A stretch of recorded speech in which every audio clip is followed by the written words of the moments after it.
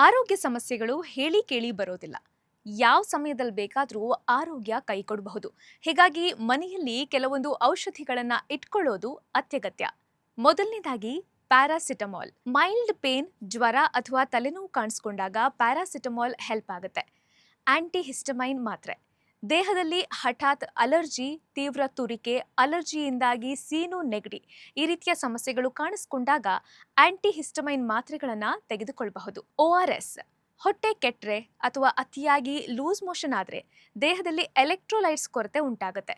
ಇದನ್ನ ಸರಿದೂಗಿಸೋದಿಕ್ಕೆ ORS help ಮಾಡುತ್ತೆ. ಆದರೆ ORS ಜ್ಯೂಸ್ ಬದಲು ಪೌಡರ್ ಸೇವಿಸೋದು ಉತ್ತಮ. ಆಸ್ಪಿರಿನ್ ಅಥವಾ ಡೆಸ್ಪಿರಿನ್.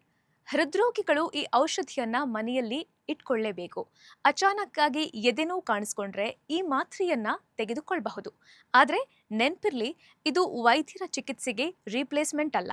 ಈ ಮಾತ್ರೆ ತಗೊಂಡು ತಕ್ಷಣ ಆಸ್ಪತ್ರೆಗೆ ಹೋಗಿ. ಸೂಕ್ರಫಿಲ್ ಓ ಸಿರಪ್. ಗ್ಯಾಸ್ಟ್ರಿಕ್ ಸಮಸ್ಯೆ ಅತಿಯಾಗಿ ಹೊಟ್ಟೆನೋವು ಕಾಣಿಸ್ಕೊಂಡಾಗ ಈ ಸಿರಪ್ ಕುಡಿದ್ರೆ ರಿಲೀಫ್ ಸಿಗುತ್ತೆ. ಬೆಟಾಡಿನ್ ಕ್ರೀಮ್. ಸಣ್ಣ ಪುಟ್ಟ ಗಾಯಗಳು, ಸ್ಕ್ರಾಚಸ್, ಕಟ್ಸ್, ಸುಟ್ಟ ಗಾಯಗಳಿಗೆ ಈ ಕ್ರೀಮ್ ಅತ್ಯುತ್ತಮವಾಗಿ ಕೆಲಸ ಮಾಡುತ್ತೆ.